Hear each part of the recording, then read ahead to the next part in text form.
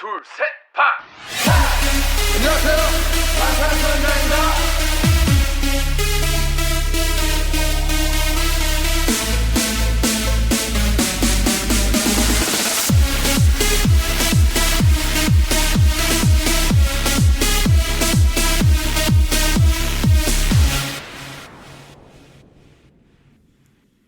So I have a story to tell you. Actually, it's not a story. It's kind of it's a dream. Yay! But it's not my dream. It's Jordan's dream. Okay? Oh, funny. Okay. But he just told me earlier, and I was like, I gotta tell Bethany. So last night he had a BTS dream where he was at probably what I picture is like a large college lecture hall or like maybe some sort of small auditorium. But he said that he was in like a really small venue space and it was packed with people, completely full. And BTS was about to like perform a concert there, but it was so small. Yeah. And he was like, people weren't as hyped up as they should be. Like he was like looking around like, do you guys know like who the fuck this is? Like this is BTS, you know? And I was like, I asked him like, oh, so like nobody was really like cheering or whatever. And he was like, I mean, there were some people, but like overall, no. And you know, he just was like, how are people not going crazy? And he said in his dream, somebody like next to him like left, and then BTS left the stage and started, or the stage, like the front area, and started walking up the aisles like into the people. And there was, Jordan moved over, so there was an empty seat by the aisle, and J-Hope came and sat down and like rapped to him. Oh my gosh. And he was like, this is one of those dreams where everything feels so real. And so like I was sitting there thinking like, damn, like this, like he's real. This is real. Like this is so crazy. And then he also said like Yoongi was across the aisle, like a section away or something. And he yelled like, Yoongi, you're the best. And he said, Yoongi turned around and said, you're the best back. Really? Yeah. And Jordan was like, I thought that was so cool. Cause you know, like I just said it in English and he like understood me and turned around and said it back. And like, anyways, like this dream was so real to him that it felt like all of that was really happening. And I was like, yeah, like that's just what an like, incredible dream to feel that close to them or be that close at some point to them, even if it's in a dream. Yeah. The feeling. Yeah. Well, I was like, you know, that feeling that you're having in the dream, I totally get it because it's the same feeling we had at Fort Worth when we were so close. And I was like, honestly, next time that they tour, because we have this promise that like, we will go to any possible, you know, tour that we can. And Jordan was like, I think I really, am I a fanboy? Like, I feel like a fanboy. And so anyways, we just said next time they release tour dates, we're going to find the smallest venue that they're going to in the United States. And we should go to that one. Like, yeah, smart idea. Fort Worth was really small and such a blessing to everyone there. I think even the people who weren't in the GA section. Yeah, it was awesome. Yeah. I mean, comparing that to what we saw at Soldier Field. Wow. Drastic difference. Yeah. So anyways, wow, that is so great. Yeah. I love BTS dreams. They're the fucking best. But welcome back, you guys. Yeah, welcome back. I'm Kayla. And I'm Bethany, and this is Standing BTS. Yes. Yes, welcome to another wonderful episode where we get to hang out for about an hour and just talk about BTS. What a wonderful hour it is, too. But disclaimer, this is an informative fangirl podcast. That means that we're going to fangirl, laugh, and learn a little bit along the way. Yep, that's right. This is an explicit podcast, though, so if you aren't cool with that, you can dip out now. We won't blame you. Totally. But if you're down for some, I feel like I'm missing BTS more than ever. So this is a perfect time to do the Fanfic Files. Yes, I agree completely with that. I miss them so much. Or I really do love seeing BTS having a wonderful time on their break. Yes, it's like just so wonderful to see them all in their own element doing whatever they want to do, you know? So if you're here for all of that, then you're in the right place. Today, we are back with another episode of the Fanfic Files, which, if you don't know, this is a series where we search for a fanfic, summarize it, and then tell the other person about it live on the podcast. And what's really cool about this is that neither of us know which fanfic the other one chose. And that's the part that really makes it fun, but it also makes research difficult because we can't say anything to each other. Right. But we are in love with both of our fics, especially this time around. We both seem to really love our fics. So it's been really hard to stay quiet. Right. So we're really excited to tell each other about it today. But before we get into it, we do have to thank you, wonderful armies, for being here and for supporting us. If you're a fan of this show and you want to show your support for us, you can do that by telling people about the podcast, by writing a review on iTunes or Apple Podcasts, or really wherever you listen. And then if you want to go above and beyond and show us extra support, you can do that by donating monthly to our Patreon at patreon.com/standingbts. Or if you'd like, you can make a one-time donation at paypal.me/standingbtspodcast. Your support helps us to improve the quality of our content and to continue putting out weekly episodes. Any support is super appreciated. We're glad that you all are here. Thanks for everyone who reaches out to us. It really makes our week. So yeah. Yeah. Also, with the show notes this week that we're posting on Patreon, we have separate show notes. So you guys will get to see like Bethany's note-taking style versus my note-taking style. Oh, so different. So different. I literally texted her about the formatting of her document earlier because we're like not that far off on word count, but hers is like double the page length that mine is. When you asked me this morning, you were like, how many pages? I didn't even answer the question. You were like, what's your word count? Okay. So funny. So yeah, you guys can see that on our Patreon. Right. Okay. So let's go ahead and get into it because we hope that we can keep this within an hour time frame. Yeah. So my fanfic is called Vamos.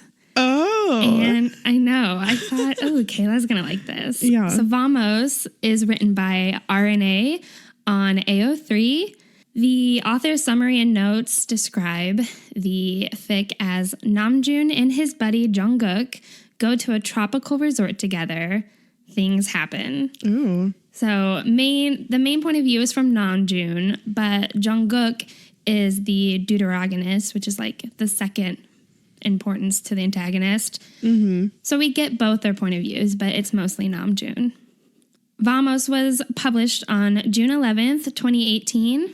It's 20,325 words. There's 50 comments, 797 kudos, 204 bookmarks, and 8,757 hits. Wow. Yeah, so it's a popular one. Okay, you ready? I'm really ready. Okay. So chapter 1 is titled Caos. Is that how you pronounce it? Yeah. Yeah? Chaos in Spanish. Yeah. All right. Turbulence is generally fine with Namjoon, but this time around, it's particularly intense. When the plane makes a prominent lunge, he grabs his seat, looking over at Jungkook, only to find his travel companion completely passed out. Thankfully, after they receive their lunch meals, the remainder of the flight is pretty stress and turbulence-free. So Namjoon manages to get through The Pigeon by Patrick Susskind and writes some notes about it in his journal to think about later.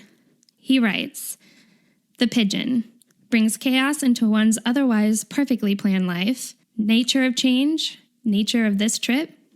So when Namjoon and Jungkook arrive to their destination, they look for Seokjin, the man responsible for driving them to their hotel.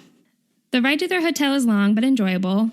Seokjin tells them about all the various things they can do and things that they can do at the resort. Namjoon shares how he's a ghostwriter, mostly writing autobiographies, and that Jungkook's career is a comic artist. As they pull up to their luxurious 7-building resort, Seokjin gives them his card telling them that over their 2-week stay, they should feel free to give him a call if they need anything. When they enter the lobby, they're greeted by the hotel's receptionist, Hosok. Jungkook immediately asks him about the hotel's pool. Hoseok says, "Pool? We have 5 pools, actually. We have a wave pool, we have a kid pool. Stay out of that one. You're not 12, right? But we have a competitive swimming pool, and we have an anything-goes relaxation pool." Oh. I don't mean you know. Hoseok winks. You can do that at your hotel room, though. 2 queen beds. Jungkook laughs at Hoseok's comment, while Namjoon takes 14 pamphlets from Hoseok's hands. Hoseok then says, "This place can be a little overwhelming at first, but don't worry. Oh, we have something for that too." Hoseok grabs another pamphlet and says, "Meditation. Yoongi is an absolutely fantastic teacher. Really. You'll get put in a trance. I could barely feel my pulse." Oh, shit. When Namjoon and Jungkook get to their hotel, Jungkook changes into his swim trunks and hits the pool, while Namjoon snuggles up in bed, reaches out onto the bedside table, and grabs a pamphlet blindly. The pamphlet reading, "The Art of Tango" with Park Jimin. Oh. Mm-hmm. Namjoon wakes up the next morning and sees Jungkook is passed out, sprawled out messily on his side of the room. Instead of waking him, Namjoon secures his fanny pack to his waist that he's so sure he has everything he needs inside it, including his notebook. After eating the breakfast buffet, Namjoon rummages in his fanny pack to find his little notebook, but of course he struggles to find it. He groans and sits down on one of the couches in the hotel entrance, sifting through his little humiliating crotch bag. He pulls out a slightly crumpled pamphlet to get it out of the way. He overhears a conversation from the person standing right in front of him that has his ass fairly close to his face. Typically, an ass is an ass, and Namjoon takes a small moment to look at it, then look away. This time, though, he double takes, then stares, mouth gaping at the ass in front of him. It's the most beautiful thing he's seen at the resort since he got there. He hears soft laughter in the distance, like it's the soundtrack to the ass he's looking at. And suddenly it fades, and the ass becomes a crotch. Damn. Well, it doesn't turn into a crotch, but the person the ass belongs to has turned around, and so Namjoon quickly looks up. "Oh, sorry," the man says, having almost walked into him dick first. He laughs, running a hand through his black hair. "I'm so flustered today." Damn, we're really going there right at the beginning of this. I know. It's so good, though. It's so good. Mm-hmm. That's okay, Namjoon says, with his right hand clutching the pamphlets, his left hand submerged in his dumb fucking fanny pack. He should have just left it home. The man's surprised eyes make their way to the pamphlet in Namjoon's hand, fingers still holding back a tuft of his ink black hair. "Oh, my pamphlet. You interested? I teach tango here, you know, the dance." Yes. The man does the smallest little movement with his hips. Namjoon is sure it's the most sensual thing he's ever seen. No. I can't dance, Namjoon says. The man laughs, a melodic, beautiful laugh. That's what the classes are for. Namjoon stands up suddenly because all his blood has pooled to his crotch and he needs it to disperse. The man's gaze follows his eyes as he stands, then drops a little to his chest before rising back up. "Oh, you're tall, and you have great posture," he says as he starts to turn away. "I'd reconsider," he says over his shoulder as he walks away. Damn, this is already so much Minjun. I know. Amazing. Keep going. I was not planning on doing Minjun, but it just happened. No, it just happened. Afterwards, Namjoon decides to join Jungkook at the beach, floating lazily on surfboards. Jungkook mentions how he'd like to get drinks later, and Namjoon says he'd like to try the meditation class. Afterwards, Namjoon attends Yoongi's meditation class, and Jungkook skips out to go get a massage. The instructor is sitting in the front of the room, Min Yoongi, from one of the pamphlets. He looks exactly like he did on the advertisement, complete with the little stoic face and flat-lined mouth. As Namjoon finds a place to sit, one of Yoongi's eyes slide open, watching Namjoon sit down, then closes again. Save for that, Namjoon thought he might as well have been dead. Throughout the class, Yoongi's rumbled, slow voice guides him like a string attached to a needle attached to the center of Namjoon's chest, keeping him upright. Namjoon thoroughly enjoys the meditation class and finds himself courageous enough to thank Yoongi after the lesson. Yoongi offers him some additional advice, and Namjoon asks him to join him and Jungkook for drinks later. Yoongi just kind of shrugs and says sure. Later that night, Namjoon, Yoongi, and Jungkook sit down at the resort's restaurants for drinks, when their evenly tanned, sun-kissed server cheerfully introduces himself. "My name's Taeyang. I'll be your server for tonight. Yoongi, haven't seen you here in a while." Yoongi smiles up at him. "I've been adopted by some tourists."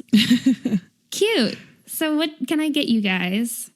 Yoongi orders a martini, Namjoon a pale ale, and Jungkook also a pale ale, although he's not certain that's what he really wants. Before Taeyang leaves, he turns on his heel and looks at Jungkook. "Oh, sorry. Can I see 2 pieces of ID?" Jungkook huffs, insulted. "What?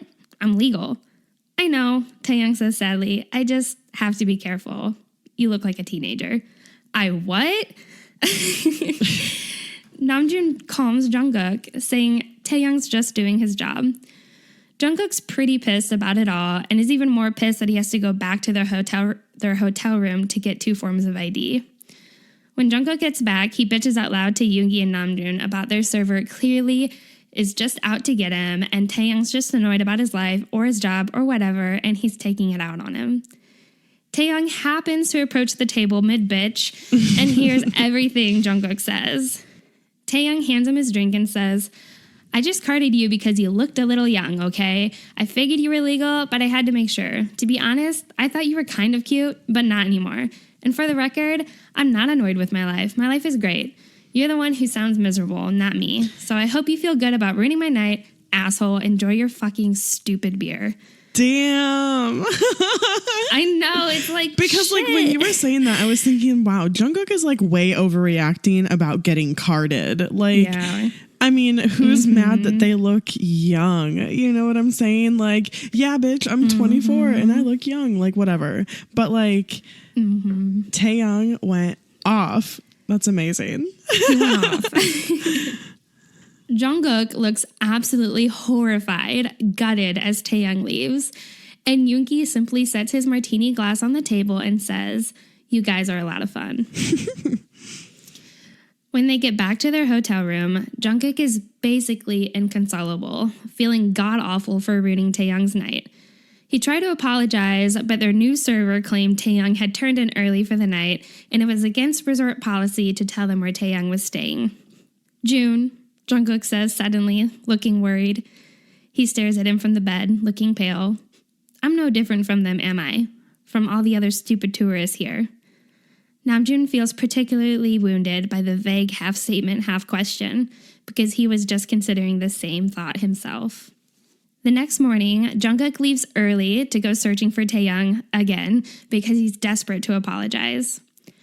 Namjoon eats the hotel's buffet breakfast alone again, but he's not bothered because he can see the tango dancer chatting and laughing with Hosak at the front desk. Once again, Namjoon finds himself directly across the dance instructor, who smiles and says, "Hey, you let me down." "I did?" Namjoon asks, gravitating towards him. "Yeah," he says, looking like he's stern, but then bursts into a bright smile. "I'm just kidding, but you should have come by." "I don't think you realize how bad of a dancer I am," Namjoon adds. "How do you know you're a bad dancer?" "Because everyone I've ever known has told me," Namjoon says, including prom dates. "Aha," the tango instructor says, raising a small finger in the air. "Only you can decide whether you're a bad dancer or not."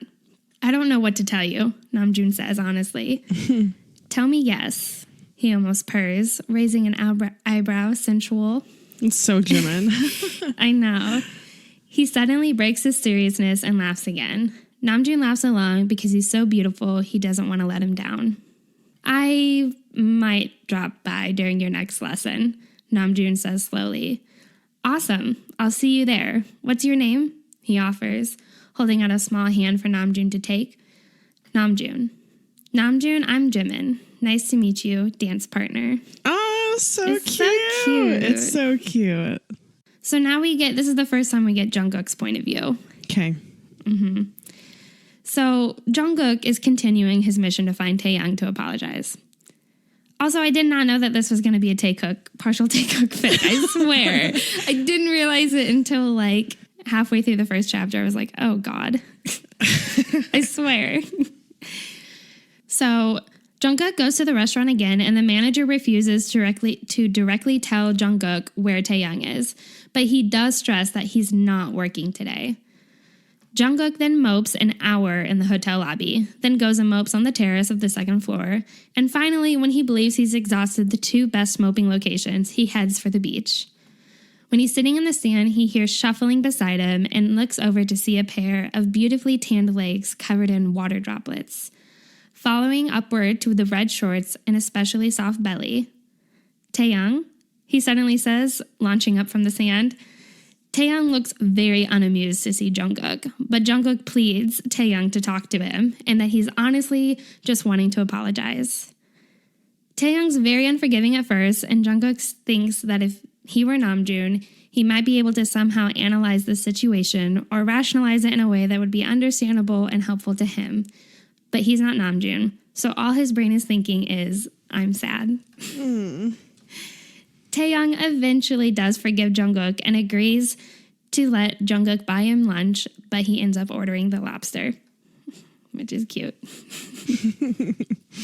When Namjoon gets back to the hotel, he sneakily grabs Jimin's pamphlet while Jungkook fills him in on his day with Taeyoung and how he apologized and how they got lobster for lunch, and then they went surfing, and then they kissed. Namjoon's surprised by the kissing portion and warns Jungkook to take things slow, but he's too distracted by Jimin and the dance class to say any more. As he leaves the hotel room, Namjoon lies to Jungkook, saying he's leaving to go hang with Yoongi. Oh my gosh. Well, like, Namjoon is one to talk. Take it slow when he's like... I'm pursuing Jimin and lying about it. I know. Wow. I know. Okay. Please continue. When he gets to the studio, Jimin is leading the room through a series of stretches, bent completely over, his legs spread, his head pointing down towards the ground. When Jimin swoops up, he sees Namjoon. Oh, look who it is, he says happily, my new dance partner. Namjoon says that he's just there to watch, and Jimin can sense that he's uncomfortable, so he allows Namjoon to watch the first dance. Jimin partners up with an attractive young man. He looks about Jimin's age, but slightly more muscular. They assume a very close position, Jimin with his hand on the young man's shoulder, and the young man appears to be leading with his hand pressed flush against Jimin's upper back. When the music starts and they begin to move, Namjoon cannot stop staring.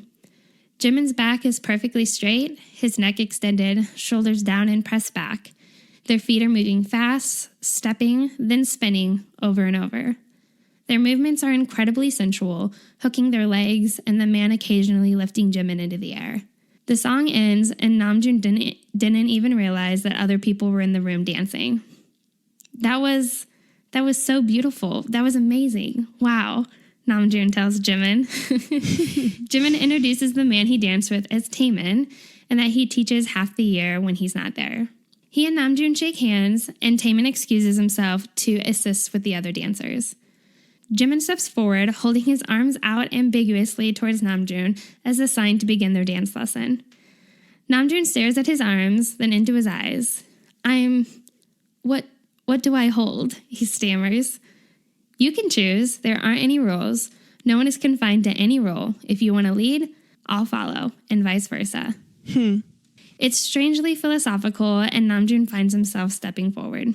He raises a hand and presses it against Jimin's back like Taemin did, simply because the man appeared to remain on the ground while Jimin flew around him.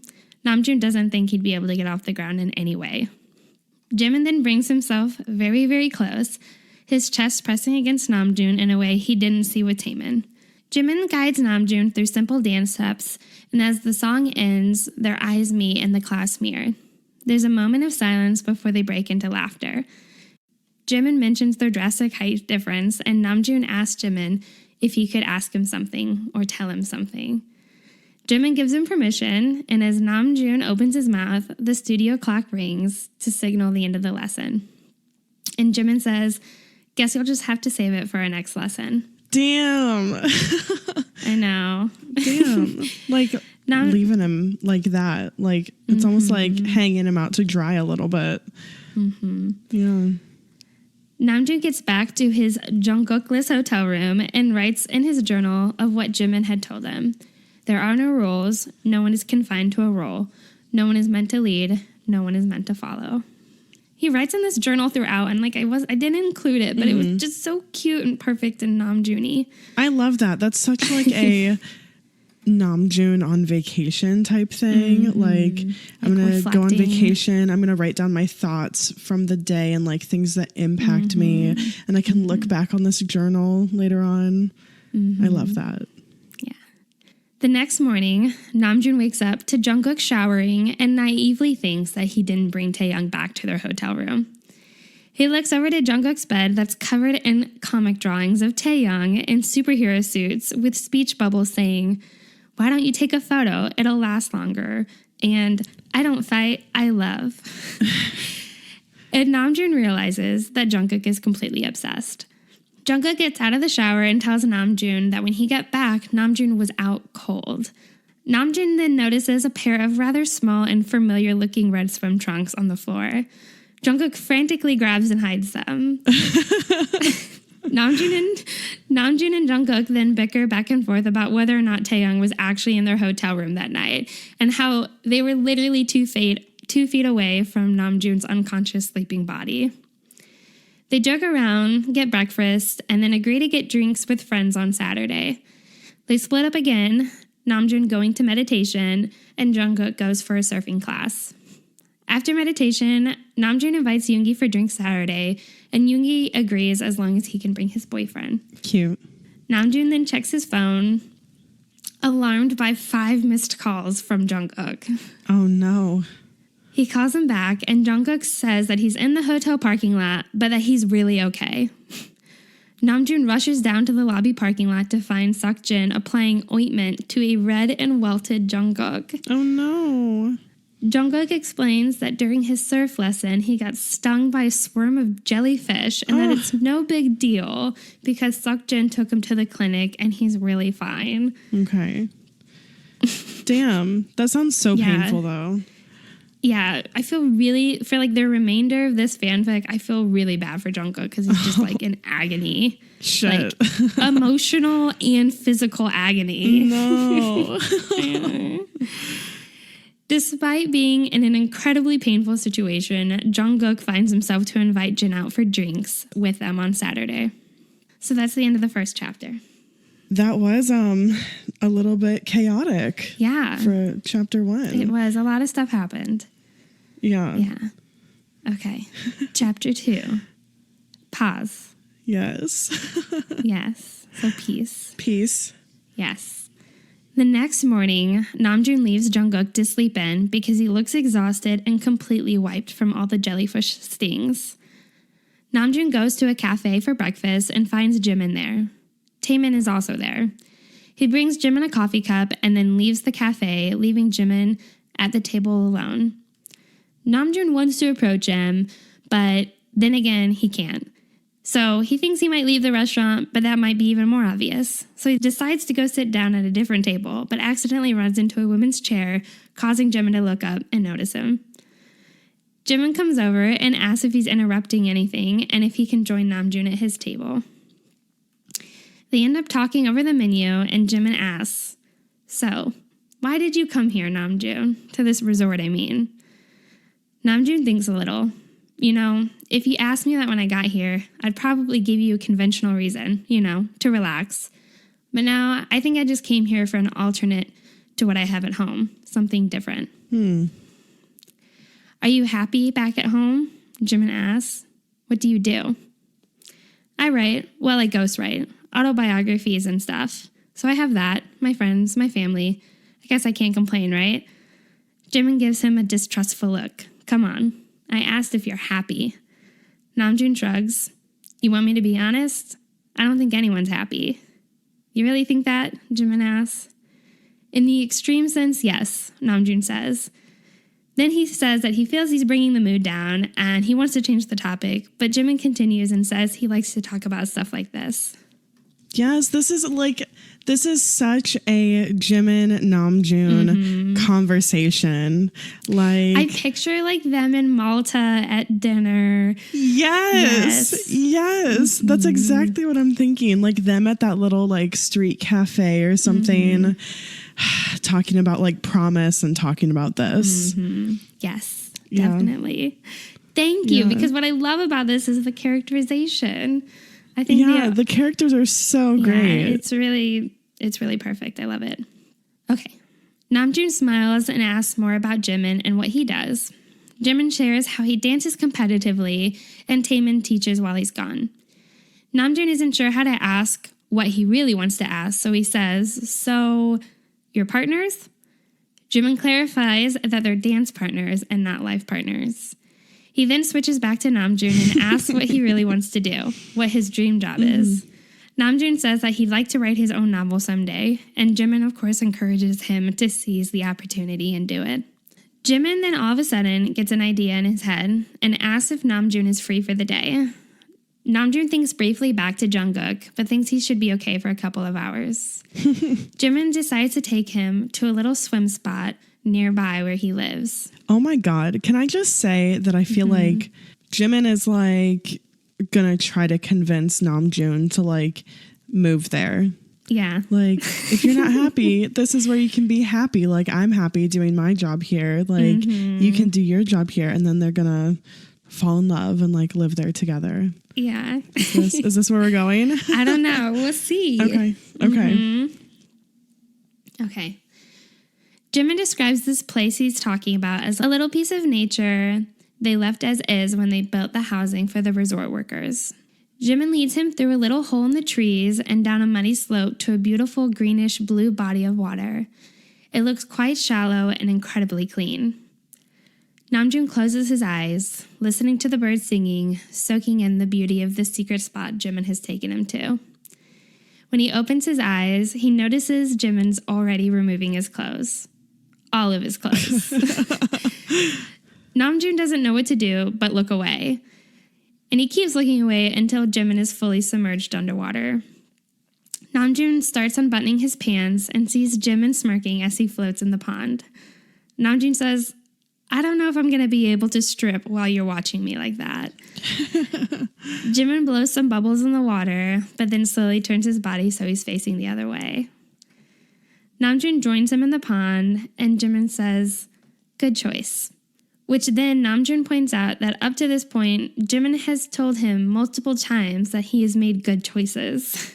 Okay, so either they're about to like do it or Jimin's about to like murder him. Like, Why does your mind go there? What? Because it's just because of the last fanfic that I did with Jimin, but like he's like he's like, "Are you happy?" Like pulling him in, leading him to like a secluded like pond, like a swimming hole. I mean, probably not, but those are the two options to me right now. That would definitely be a plot twist. Sorry. Okay. They talk some more, and Namjoon can't seem to stop himself from calling Jimin cute, and Jimin eventually asks, "How do you feel about kissing someone you met just a few days ago?" Namjoon seizes the opportunity, and things, of course, escalate up against the rocks on the pond. Ooh. Yeah. So after the pond, Namjoon goes back to the hotel to find Jungkook still sound asleep. Namjoon's still high off the feeling of being with Jimin and decides to practice what Jimin taught him at his first tango lesson the other day. He practices the steps forwards and backwards, and spins happily on the spot to start again, and finds himself directly into Jungkook's eyes. This is so cute. Like, just the imagery of Namjoon dancing alone in his resort room, trying to like keep quiet. Yeah. Love it. But he's not alone. But he's not alone, right? He's keeping quiet because there's sleeping Jungkook right there. Incredible. But he makes eye contact with Jungkook, who is still lying on the bed on his stomach, but his eyes are now wide open, staring at Namjoon. "What the fuck are you doing?" Namjoon blinks. "Nothing. Stretching." "Are you Dancing? Jungkook asks, his voice almost a whisper, horrified. No. You're fucking dancing, Jungkook says, slowly getting up, then points to Namjoon's bedside table. The pamphlet. The salsa classes. Tango, Namjoon corrects. Aha, Jungkook says. I knew it. Jungkook then gets suspicious and thinks that Namjoon is trying to impress someone and asks if he likes someone here at the resort. Namjoon caves and tells him about his massive crush on the tango instructor and then fills Jungkook in on the recent events and how he also invited Jimin out for drinks on Saturday. I hope that Jungkook is like, well, don't move too fast with him. He did. I had to leave it out. But he did, just like Namjoon said to him. Yeah, they end up, what I love about it is that like the story has a lot of Namjoon and Jungkook dynamic where they're kind of bickering, but they kind of understand each other. And they're both just on this vacation getting really outside their comfort zones, which is what I love. Yeah. So Saturday finally comes. Both Namjoon and Jungkook are a little nervous because both Taehyung and Jimin are going to be there. But once they get to the restaurant, they're greeted by a bubbly Taehyung, and at least Jungkook's nerves subside. Seokjin joins them shortly after, sharing how he had a long day of driving, considering he had to drive all the way back to the airport because the family he was driving forgot one of their kids at the airport. Jin asks for the strongest drink on the menu, and Taehyung fills him in on the secret menu drink, the super extra Long Island iced tea. And sounds like your kind of drink. Yeah, and he says it's basically poison. But of course, Jin orders it. Yoongi and Hoseok show up shortly after, and Namjoon finds that the couple's dynamic is perfect, and he isn't surprised he didn't find them together before. Finally, Jimin arrives, apologizing for being late, and that he and Taemin had a few kinks to figure out over one of their classes. Namjoon eases Jimin, saying he's glad he was able to make it. Which, something I love about this is that Namjoon, even though like Taemin is present, Namjoon is never jealous.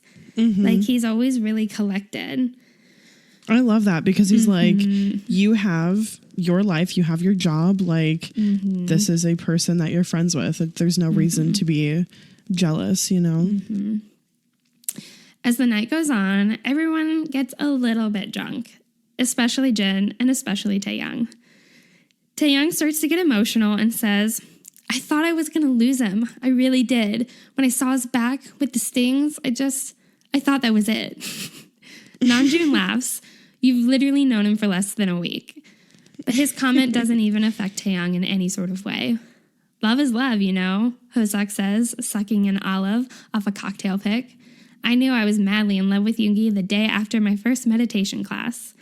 Seokjin asks, you sure he just didn't hypnotize you? Yoongi makes a gesture for Seokjin to stop talking, and the rest of them laugh. I just love this scene because it's like they're all together.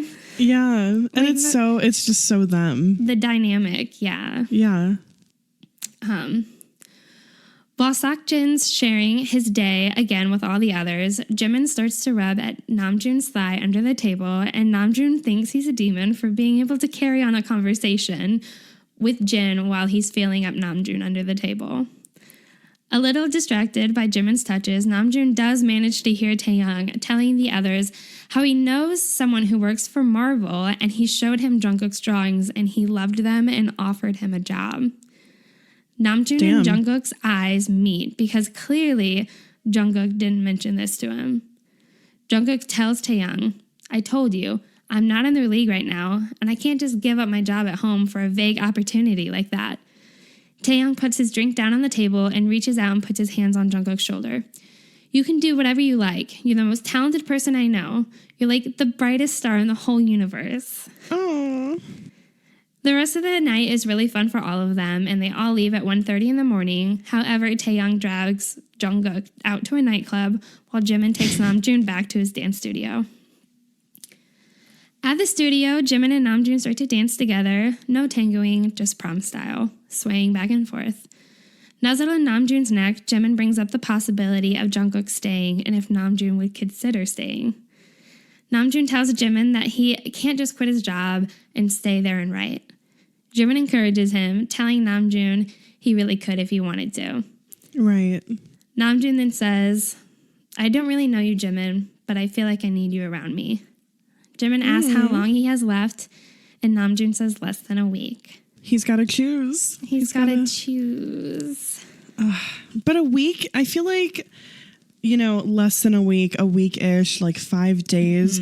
If you really don't have anything really pulling you or keeping you from making this decision, like you don't have a job you love, you don't have like you don't have like a, you know, significant other or something keeping you in some place specifically, like that's kind of enough time probably to make a decision like this. Yeah, I think so. Yeah. Okay, Jimin encourages Namjoon to stay longer, and Namjoon really wants to, but he's doubting everything he has back home now. Jimin then says, you know, a very powerful man once said, you can do whatever you like, you're the most talented, brightest star in the universe, or something like that. Namjoon blinks and asks, did you just quote Drunk Taeyoung to me? Jimin nods, and Namjoon leans in to kiss him on the lips. That is so cute. Okay. So cute. Taeyoung and Jungkook, they leave the nightclub and they go back to Taeyoung's place because Jungkook starts to have a nervous breakdown about leaving Taeyoung. He tells him that he can't fucking leave him and he doesn't want to get back to illustrating for this stupid show back home. Taeyoung helps calm him down, but as they're falling asleep, Taeyoung tells Jungkook he should stay and take this studio job. The next morning, Jungkook wakes up from an urgent text from Namjoon to meet at the Commons. When Jungkook and Namjoon meet, they start by saying how they both want to stay, but they both agree they're both too chicken shit to do it. The next few times Namjoon meets Jimin, they don't talk about the fact that he's leaving. They just hang out at the cafe, go for walks, dance a little at the studio, have sex. Like there isn't a looming cloud over both of them. Jungkook follows a similar pattern with Taeyoung. The night before Namjoon is supposed to leave, Jimin slips a paper into the front of Namjoon's chest and tells him not to read it until he gets on the plane. The morning of checkout, Namjoon doesn't see Jimin. He does see Hoseok and Yoongi at the front desk and a gloomy Jungkook sitting on the couch, his face mask pulled up right under his red eyes, his large glasses resting on his nose, staring off into space. He looks especially funny, though, because he's wearing a bright, colorful button-up top that Taeyoung had given him. They say goodbye to Yoongi and Hoseok and then receive a call from Jin saying he'll be late but only by 10 minutes. Namjoon tells them no worries and that they'll be waiting on the beach with their luggage. When they reach the beach, they sit on their suitcases and Namjoon can hear Jungkook sniffling into his face mask. Namjoon says, hey, it's okay. Jungkook reaches up and pulls off his mask, throwing it down into the sand, then reaches up and does the same with his glasses.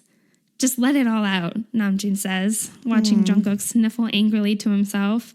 Suddenly, Jungkook grabs the ends of his ugly button-up shirt and pulls it off. Whatever makes you feel good, Namjoon says, confused. Let's go for a swim, Jungkook says forcefully. Now? Jungkook just stares, waiting, refusing to repeat himself. Namjoon thinks, looking at Jungkook, then out of the water. 10 minutes. Fuck it, Namjoon says, peeling off his own shirt. They both go dive into the ocean, Jungkook hollering, Namjoon laughing, both of them letting the waves crash into them, allowing them to knock themselves over. When they crawl back to shore, Namjoon remembers. Oh fuck, he suddenly says, sitting up and digging into his short pockets. Oh fuck, oh fuck. The plane tickets. These fucking tickets are... He pulls them out, a mass of white, crumpled, sopping wet tissue. Jungkook stares at him with manic eyes. He doesn't say anything. It's okay, Namjoon says, mostly to himself. It's okay. They can just print it again at the airport, right? It's not like they can't let us board. His phone is ringing. Namjoon stares down at his phone, then up at Jungkook again. At this point, we'll be late anyway. By the time they finish getting our tickets printed again, Jungkook nods. And customs? Namjoon thinks for a moment, then reaches for his shirt on the ground. He pulls out the little note from Jimin that he was supposed to read on the plane. Jungkook doesn't say a word. He watches Namjoon read, watches him finish reading, lower the note, fold it again, placing it back into his shirt. Namjoon looks at him. He takes a moment. Want to go for another swim? Yes. They run back into the waves, Namjoon's phone still vibrating against the pale sand, the white pulp from the plane tickets drying in the sun. The note there, being left behind, Jimin had wrote, "You've made a lot of great choices on this trip. I hope you don't stop now. Love, Jimin." Oh, that's the story. Oh my gosh. Oh my gosh. I love it. So I always guess pick the really sappy ones. Well, I love the sappy, but like, I guess, you know, so they ended up staying there. They were like, this is a sign. The tickets are destroyed. Love it. Yeah. And also, can I just say, he said 10 minutes, like they were going to swim for 10 minutes. So when they got out 10 minutes later, 10 minutes of time was the difference between them not having time to print more tickets and them having time to print more tickets. Like, how close were they cutting their trip to the airport? Like, yeah, probably pretty close. I mean, come on, guys. But I love that. I love that ending. Yeah, the ending was especially good. I loved the character development, a lot of the dynamics. It felt very real. It was very natural. And that's what really sells me on a good fic, where I'm like, this is so BTS. Yes. I feel like that's really what we both look for, is like, does it seem like BTS to us? Like, is it not just one dimensional, but is it multifaceted in their personality? And is there like some development? Yeah. Yeah, now I just get to sit back and listen to yours. Yeah. Okay. So my fic that I chose this week is published on Archive of Our Own, and it's called Reflection, and it's by touchjimin. Okay. This was published very recently on September 9th, 2019, so just a couple days ago. The word count is 14,739 words. It's only one chapter, just a lengthy chapter. And when I accessed this yesterday, it had under 500 hits and just a few comments and like a good amount of kudos. I think it definitely deserves some more attention. It's really good. Okay. It's also somewhat canon compliant, which I don't think I've really done a canon compliant type of episode yet. So I kind of liked that element to this one. As far as summary goes, I'm only going to tell you part of it because the whole thing would give the story away. But there's kind of like two quotes. The first one is, "A journey soon begins, its prize reflected in another's eyes. When what you see is what you lack, then a selfless love will change you back." And then the other quote is, "A journey of falling apart and the long road of how they put it back together." Oh, okay. Okay. So we begin. We begin on a hot Thursday evening in November at the Bangtan dorm. And this evening, BTS is sitting at a group meeting, like in the living room. It's important to note that all the windows to the dorm are open, so it's letting the warm summer breeze of Seoul filter through throughout the home. And they're all kind of like a little bit sweaty because it's like a little bit warm. So at this meeting, Namjoon decides to re-implement their Wednesday night dinners, which is a tradition that they started years ago, just after they all moved into the dorm. The way they'll work is that they rotate every Wednesday, and then each member on their Wednesday will get to choose either a restaurant to eat at, or like they can cook a meal at home. He also said that this first week is Seokjin's week. So they basically stopped doing these dinners because they had gotten so busy. I think that this fanfic really takes place, like is kind of taking place current at present time right now, with them being on break, just imagining them all together. Because they stopped doing it because they broke into the American music market, which of course in the fanfic and in real life was incredible for them. But all of the time together was spent promoting and touring. So when they all had downtime, they spent it alone and separately, doing things that they like doing, various hobbies, exploring their interests, out doing individual work, kind of like, you know, we see them doing now. Visiting museums or whatever. Yeah. So ultimately, Wednesday night dinners are reinstated, and there's a no missing it policy, no excuses.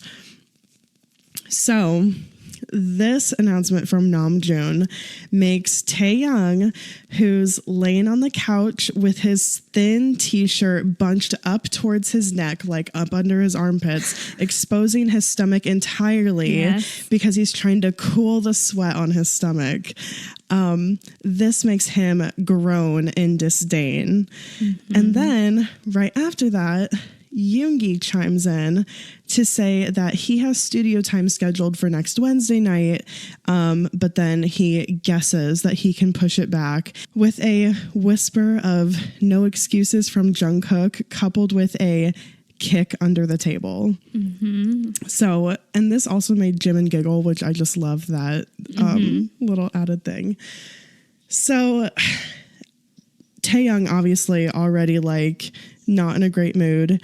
He mocks Yoongi, sneering, saying like, I guess I can push it back. And he says like he's thinking that he meant to have a more playful tone, but just the heat has got him kind of all riled up. So Yoongi in turn glares back at him, calls him a brat, and points out that only an hour prior, Taeyoung spoke about having plans with Sojun. So then he basically smugly asks Taeyoung if he can't remember that he said that because he's an airhead. Wow. Yeah. Wow. So Jimin's eyes bug out at this comment. Jungkook looks at Taeyoung nervously, and then Namjoon is just sitting there like frustratedly pinching the bridge of his nose, just wondering when he's going to have to intervene. So Taeyoung scoffs, and he says he does have plans, but unlike someone, he decided to keep his mouth shut and change his plans for the benefit of the family. And then Yoongi, in turn, said, like, basically is like, what's your fucking problem? And Taeyoung turns around and says the same thing back, except for he says, what's your fucking problem, prick? And I know. And then they almost fight. They literally almost get in like a fist fight. Like they're like starting to kind of shove each other. So Namjoon slides in between them, presses his hand on both of their chests and like pushes them away. I think like Hoseok runs up behind and helps pull them apart too. Then Seokjin steps out of the kitchen where he has begun to plan his dinner menu for the next week. And he just like disappointedly like shakes his head and looks at Taeyoung and is just like, go to your room. Yeah. So Taeyoung, like he, feels a little foolish, feels bad. And so he goes to his room, and then as he's walking away, he can hear Jin talking to Yoongi to just kind of like tell him like, hey, you're the young, like just be the bigger person, let it go. So basically Taeyoung and Yoongi have got some beef. We're not really sure like what the problem is, other than it doesn't seem like it's just one thing. It seems like it's many things compounded onto each other. And it just seems like it's kind of slowly built the tension between them. A quote that I really like is that the palpable storm brewing between them is kind of coming, and that it's been ignored due to the busy schedule. So since they're on break and they have more downtime, it's like really bubbling to the forefront. So from here, I'm like skipping a lot, like a few little instances of them bickering, but they're pretty much avoiding each other completely as much as they can. They have little arguments or skirmishes here and there whenever they do come in contact. For example, at Jin's Wednesday night dinner, Yoongi spilled a pitcher of water on Taeyoung's plate, and then to retaliate, Taeyoung kicked Yoongi in the junk under the table. Oh my gosh, this is like so bad. Like they obviously have some shit going on. Dude, and like the rest of the members are like, what the fuck? Like, this did not used to be an issue. Like, what is going on? And that's just like the most extreme example between like their bickering back and forth. But it's a lot of like little passive aggressive comments and just being nasty to each other. So anyways, this is like something that's beginning to affect the whole group.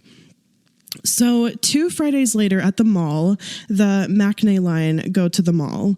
Immediately inside, Jimin ditches the other two to go into an American department store. So Jungkook and Taehyung go to the food court for Slurpees, chili dogs, and soft pretzels. So they're like sitting there in the food court, and Jungkook asks Taehyung why him and Yoongi aren't as close anymore. So Taehyung replies that he doesn't really know. They used to be really cool in the beginning, but now it seems that Yoongi doesn't take him seriously and that he thinks that he doesn't contribute anything to the band. And he said once that Yoongi told him the role of all the other members in the band, like this person's lead vocal, this is head dancer, songwriter, fashionista, visual producer, etc. He like in this quote, it's like all of the things that we say about BTS. It's like literally every it's like multiple roles for every member. But then Jungkook asked what Yoongi had to say about Taehyung, and he was like, he said that I was the clown, and he didn't and he didn't mention anything about his voice. So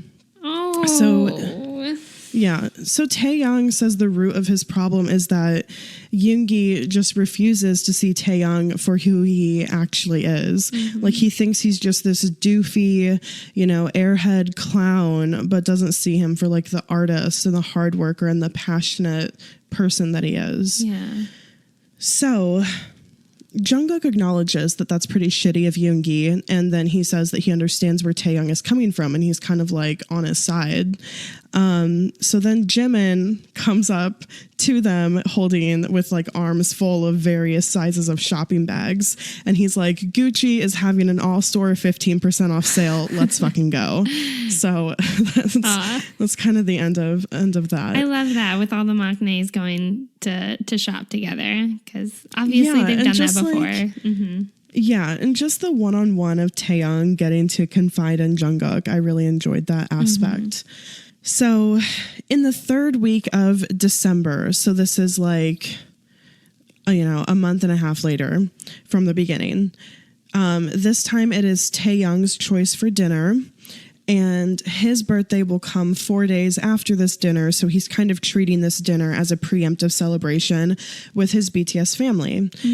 So he chooses a nearby restaurant that is known to have the best roasted duck. He was thinking about Panda Express, but he was like, last minute, had a craving for roasted duck.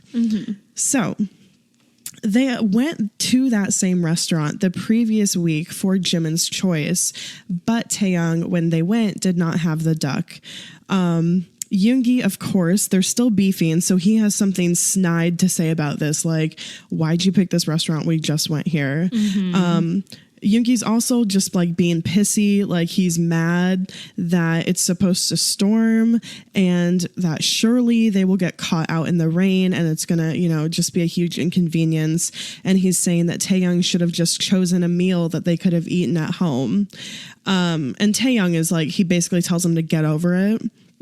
So this really annoys Yoongi. When they get out of the car, under his breath, Yoongi says, get over it, as he trips Taehyung, and Taehyung falls like flat on the sidewalk. What the fuck is Yoongi's problem?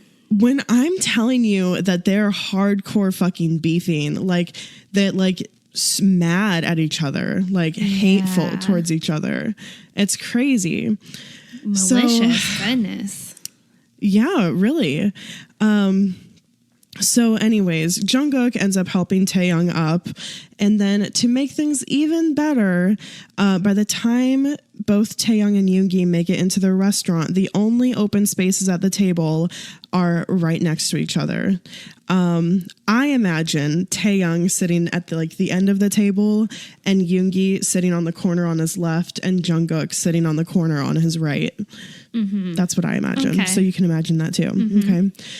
So At dinner, Namjoon begins the conversation as is typical, just kind of prompting everybody to catch up on their week and kind of talk about what's going on. Once they kind of chit-chat for a while, Hoseok asks Taeyoung why he wanted to eat there again. So Taeyoung says for 2 reasons. One, he really wanted duck, and last week, the second reason is that last week he got a really annoying fortune cookie, something about his fortune being on another cookie. So, of course, he needed to come back and get another one. Yeah. Right.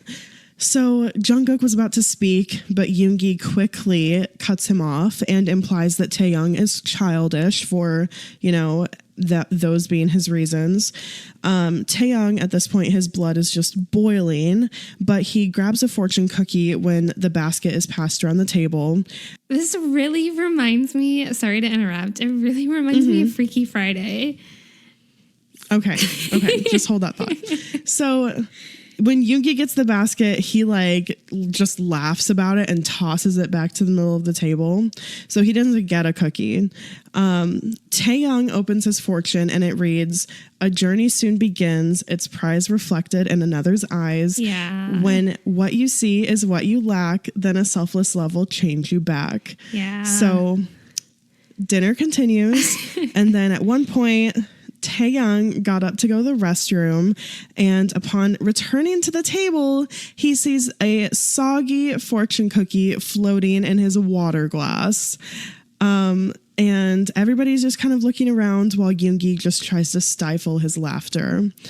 And then the cherry on top, when the duck arrives, Taeyoung, he's salivating. His eyes are huge and bright and his mouth is open. And right as it's being lowered down in front of him, Yoongi turns and sneezes right on it. Wow, what a dick. Sorry, Yoongi. Literally, I have written, he's just straight up being a dick. So at this point, Taeyoung is full of rage. He gets up from the table and goes outside into what has now become a full thunderstorm. The others send Yoongi after him to apologize and bring him back in, but Yoongi doesn't even get a half-assed apology out when he comes out. He just says he didn't do anything wrong and that Taeyoung can stay out there and get sick if he wants to. So the thunder is so strong that it shakes the ground between them as Yoongi turns to grab the door to go back inside.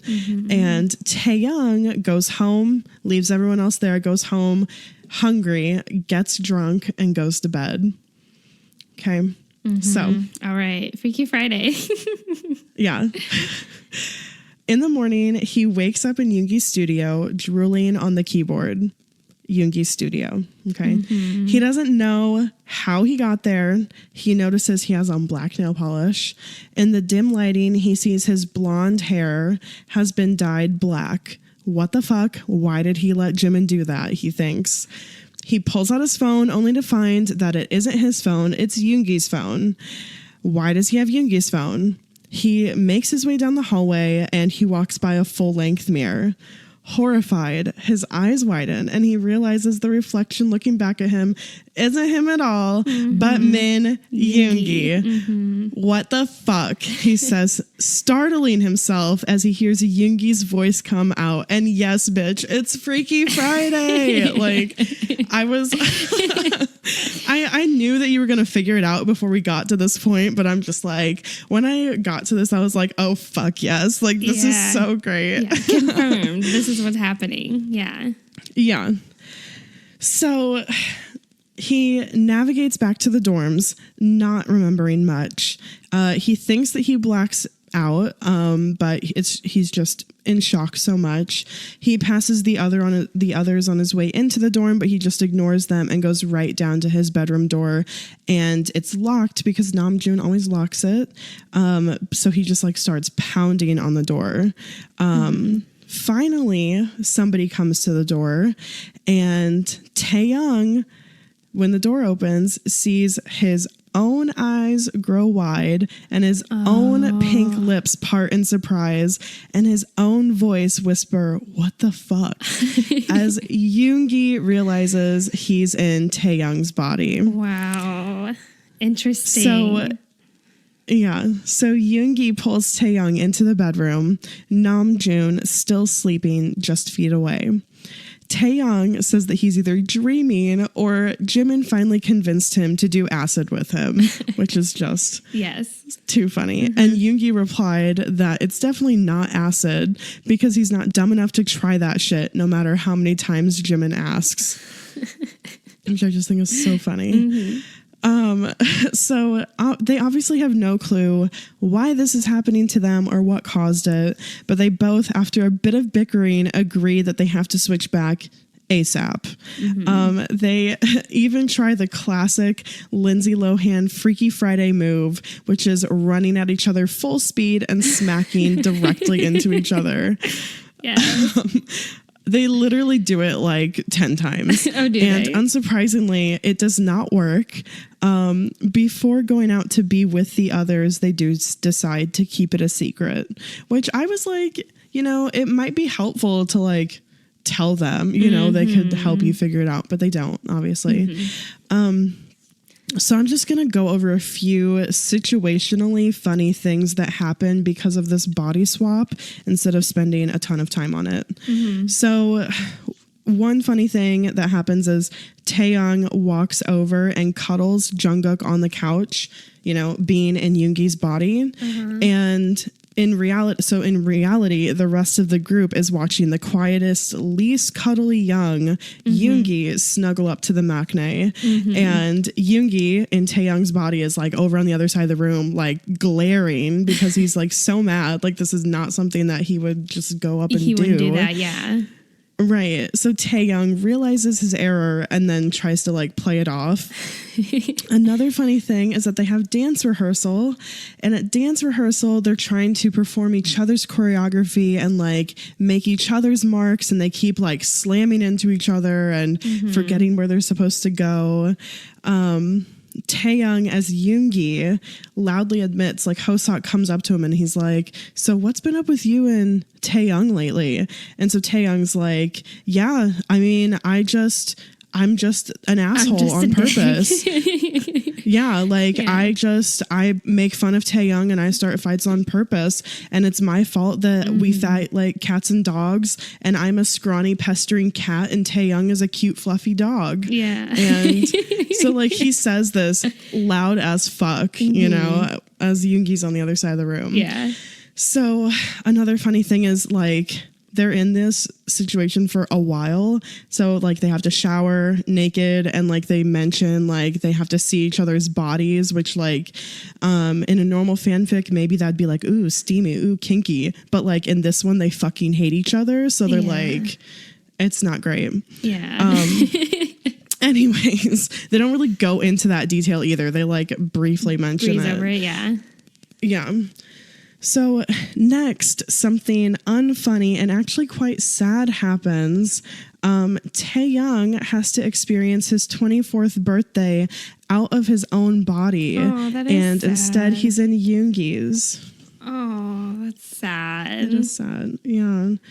So Yoongi is frantic over all these texts and phone calls that he's receiving as Taeyoung, and he gets a call from Taeyoung's mom and like runs down the hall and puts it on speakerphone, and Taeyoung has to silently coach Yoongi through what to say as Taeyoung's mom sings him a nursery rhyme from his childhood. It's like, oh, it's so sad.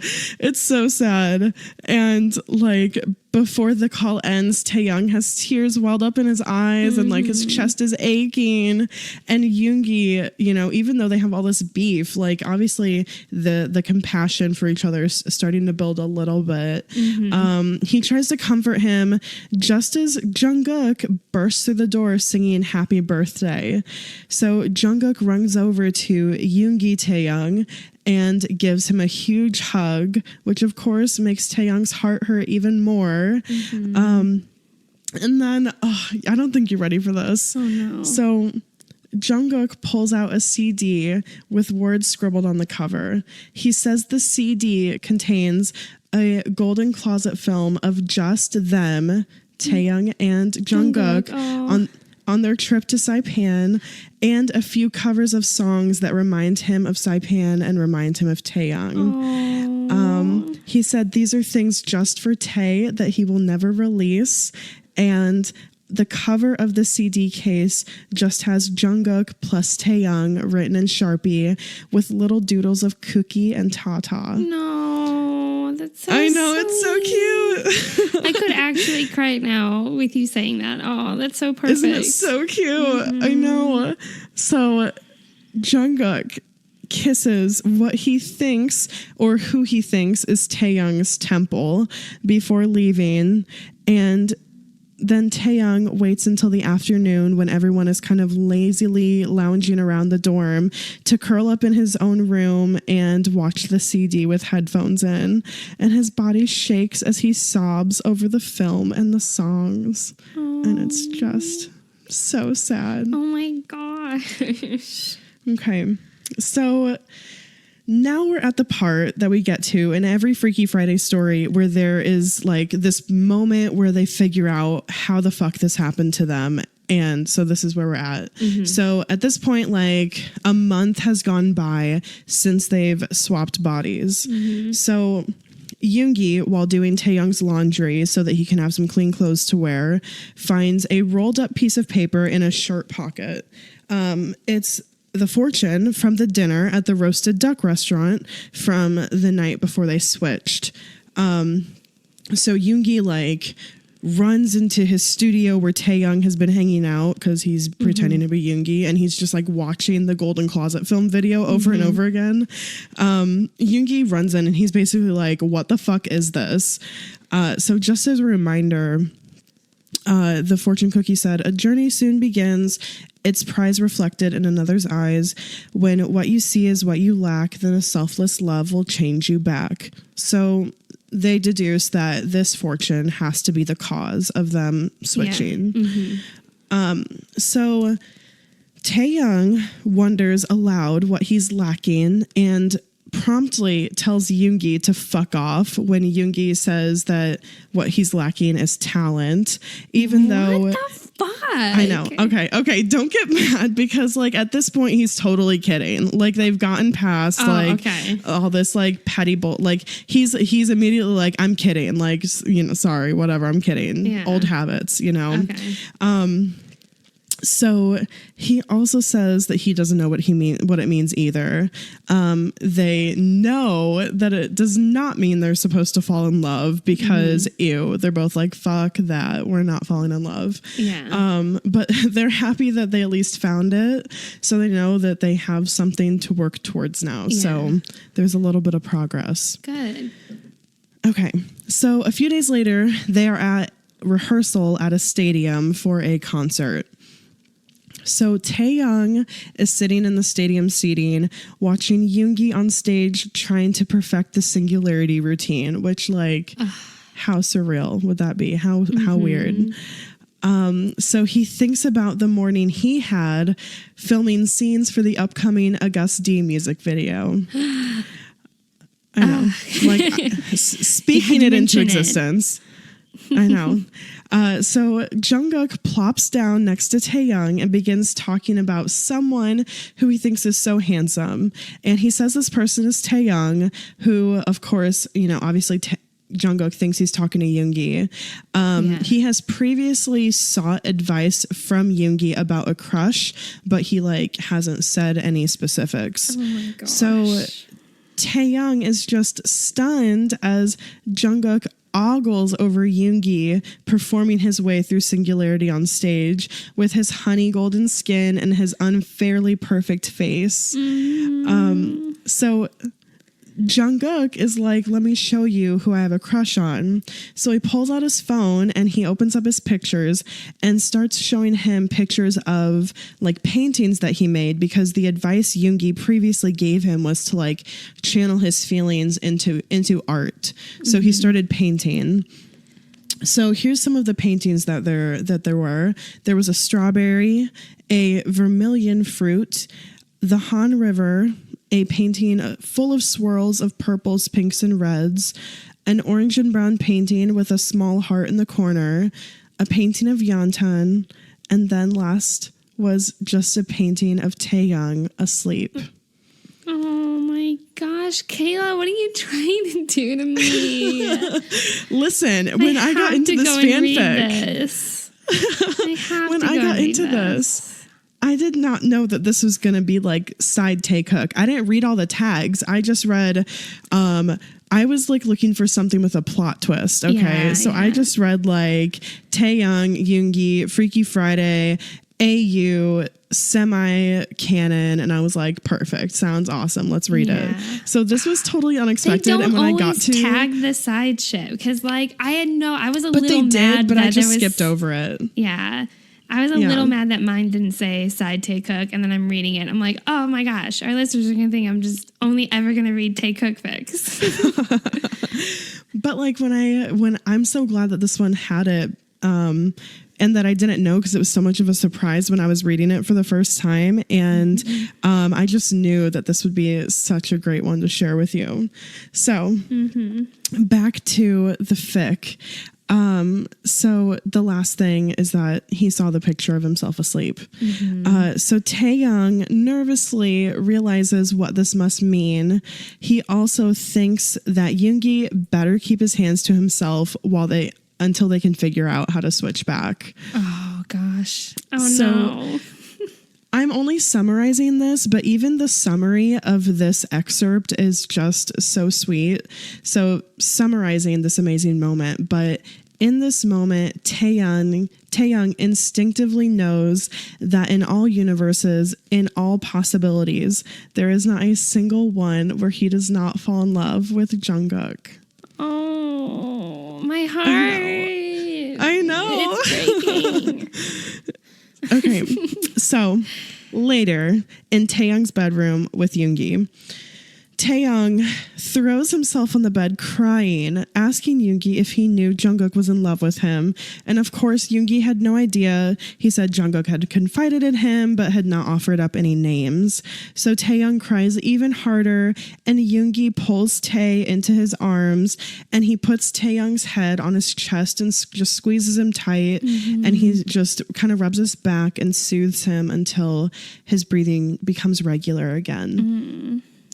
In a rare moment of complete vulnerability on Yoongi's behalf, he shares that he's always been jealous of Taeyoung for his ability to be so carefree.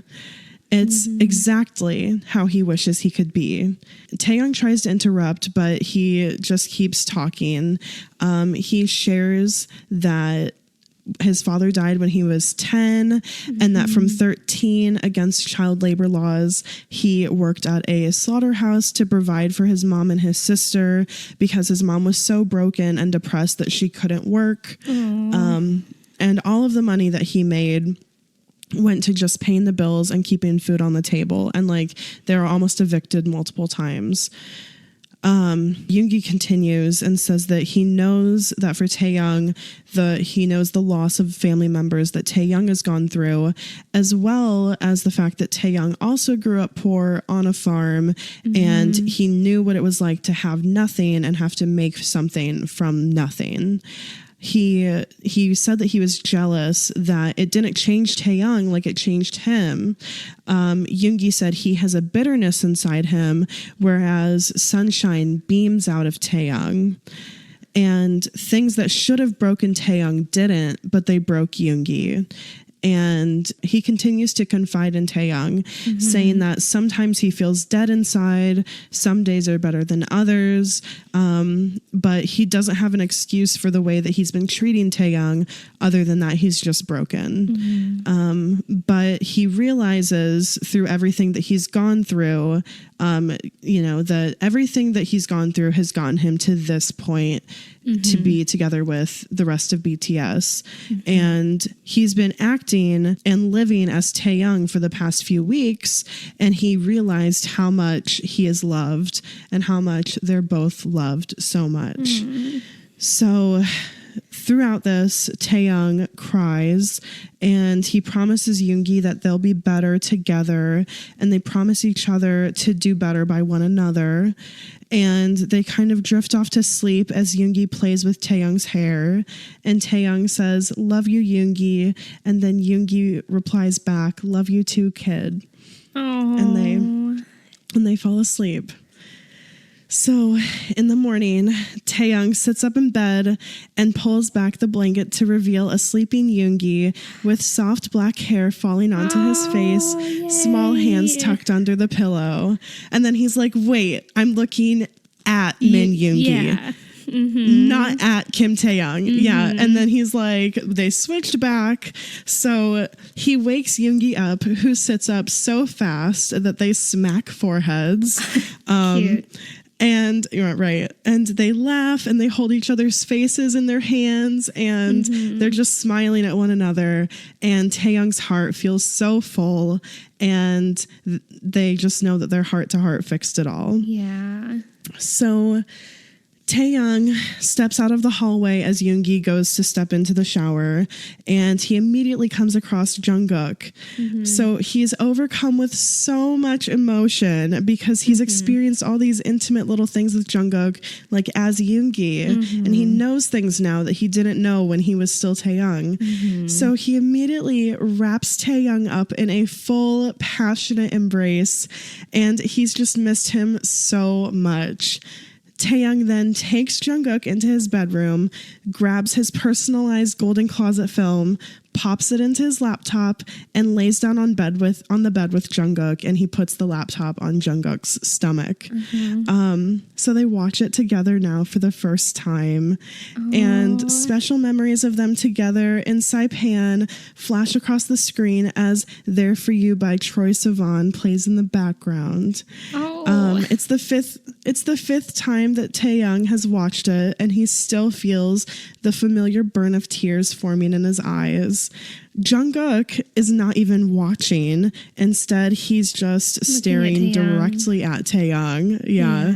Then he puts his arm naturally around Taeyoung, and Tae cuddles closer into his chest.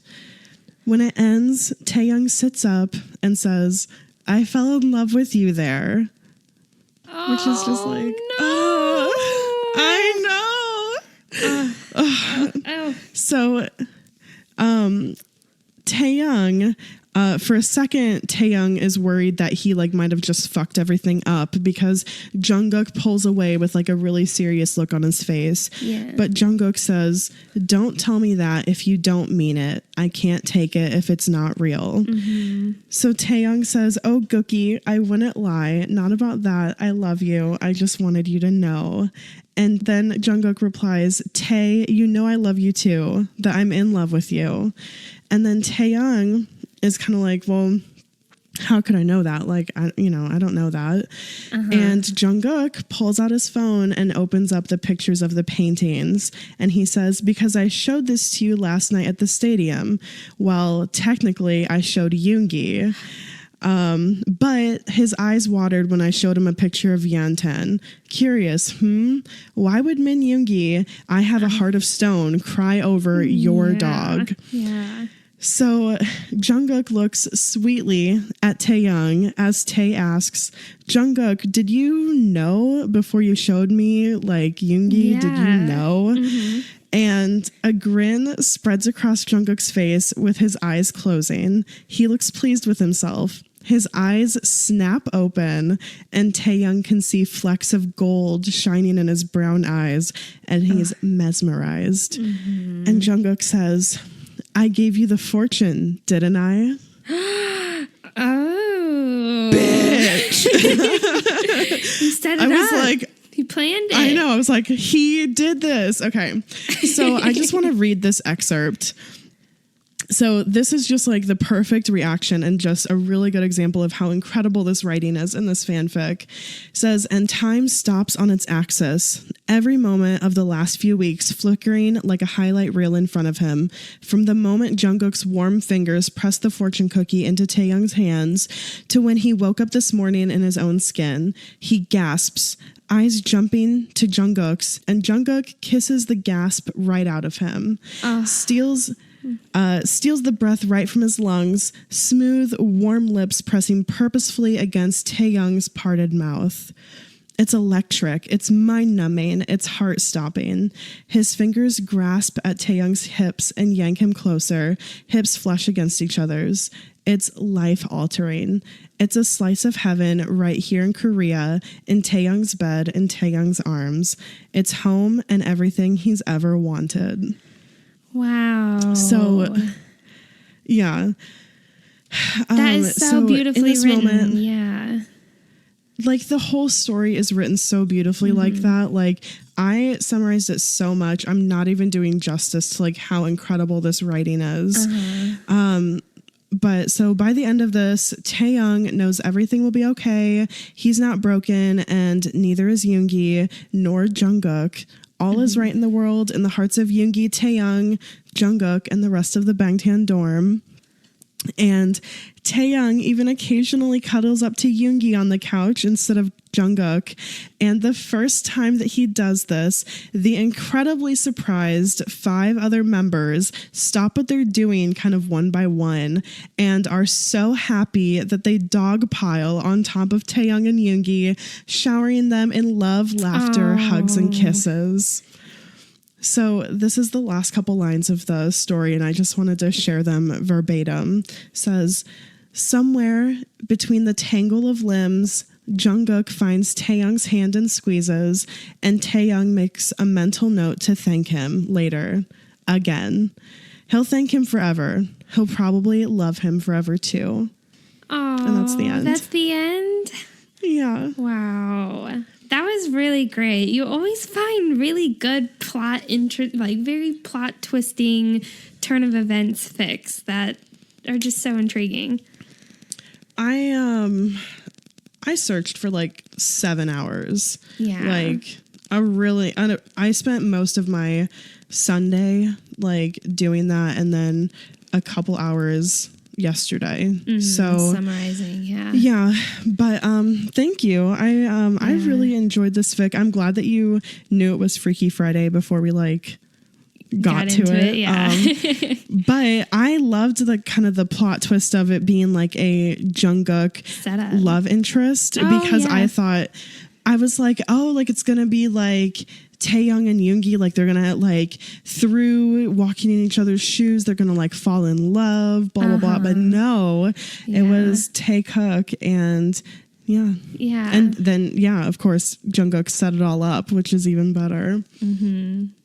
So I was not expecting the side Taekook, but it always seems to sneak its way in. It's just there in like every single fanfic. Like even in G-Cook fanfics, there's still side Taekook. Like probably. Right. Wow, I really loved that. We both had really good ones this week, and so we needed to do a fanfic. It does take a long time to find a good fic. It is the majority of research time of just finding a good fic, because we read through so many. Because I think for both of us, we want something that like is like seems character realistic, but also has like a good plot line that's strong throughout. Like some of them start really, really strong, and you're like excited about the possibilities of where it could go, and then it kind of goes to like the least exciting one. Anyways, but yeah, I enjoyed yours too. I loved it. Yeah. Well, good. Wow. Okay. Well, that was our 5th installment of 6? I don't know. Yeah, I have no fucking clue. Whatever the episode title says. But this is episode 84. I forgot how much I love doing these, so I kind of want to do another one again soon. Me too. If you enjoyed this episode or any of our previous episodes, you can let us know by reaching out to us on any of our social media or on email. And again, we really appreciate iTunes reviews. They mean a lot to us, and they're really, really sweet and kind. And we want to thank you guys for all the reviews that we've gotten so far.